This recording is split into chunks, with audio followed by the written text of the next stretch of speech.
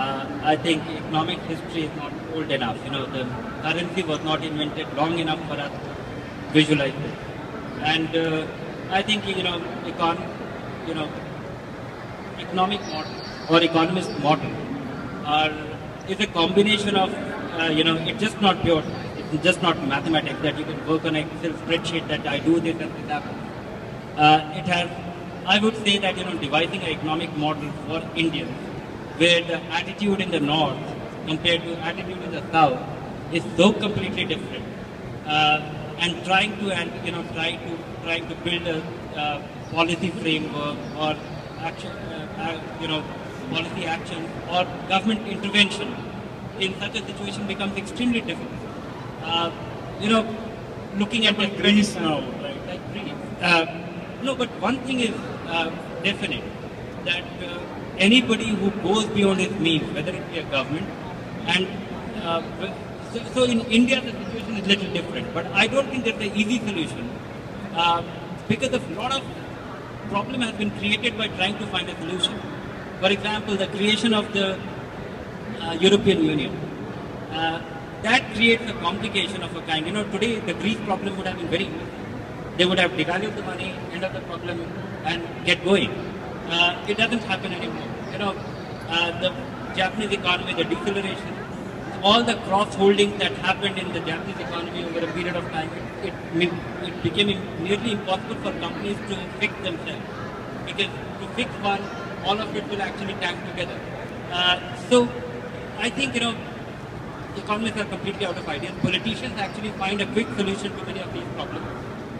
Many of these problems are, I don't think they have a precedent. So it is a trial and error thing which is going on. I don't think, I'm definitely not confident to think about any tentative solution. But my sense is that the basic thinking which is permeating now, living within your means, doing things in a calibrated way,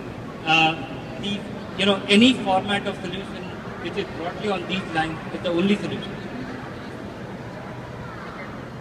Okay, so I have a chapter in this book called How Not to Spot a Bubble. Basically, there is a great belief among economists that there are no bubbles. And this belief essentially comes from, a theory offered by an economist called Eugene Fama, who won the Nobel Prize a couple of years back. And I will not get into the theory per se, but what basically the theory says is that there are no bubbles. And Fama was even quoted as saying, sometime in 2010, he kind of told the New Yorker magazine in an interview that I don't even know what a bubble means. These words have become popular. I don't think they have any meaning. This is something which has kind of gone down the economics profession, where there is a great belief that there are no bubbles. A couple of years, around a year back, I was, lucky enough to interview a governor of the Federal Reserve of United States called Randall Kroszner, who is now an economist with the University of Chicago. And he was the Federal Reserve governor. He was also the chairman of the banking committee of Federal Reserve when the decision to let go Lehman Brothers was made in mid-2008. And he told me, very, very interestingly, that it is easy to say that, that price did not make any sense, or it was clear that the price would be coming down after the event has happened.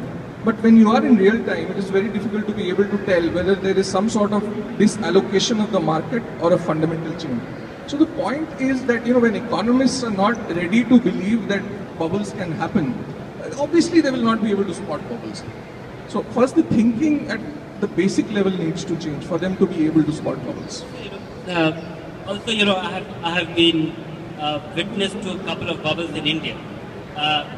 Of course, a narrow one.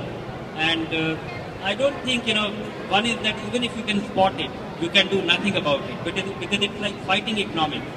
Assuming that, you realize that you want to buy a house and it is in Greater Noida and it is worth some 55 lakh rupees.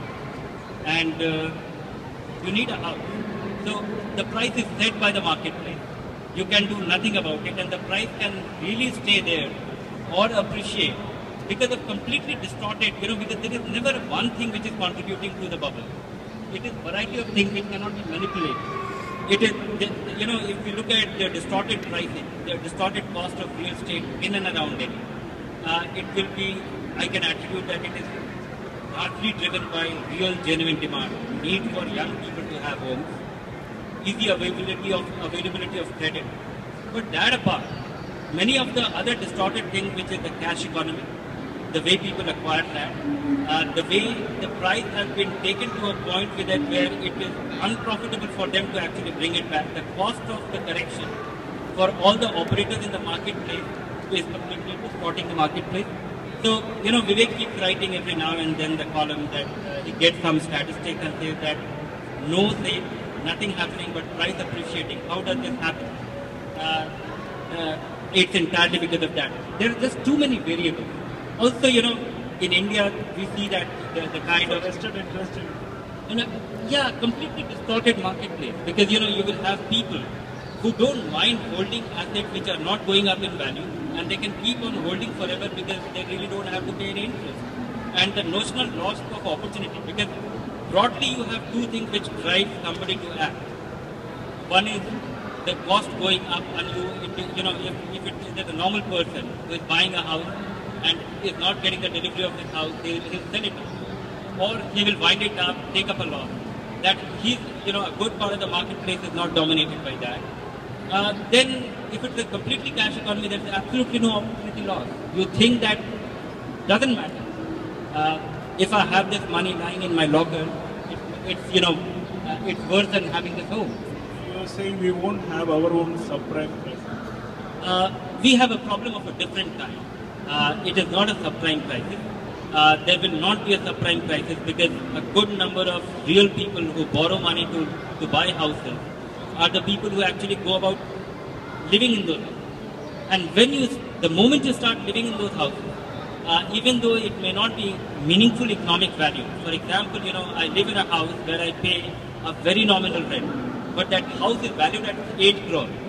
So I just can't believe it that I'm actually enjoying an asset where the rental yield is about 10 basis points.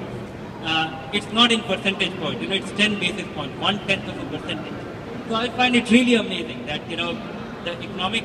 what I'm consuming right now is I can actually continue to live forever.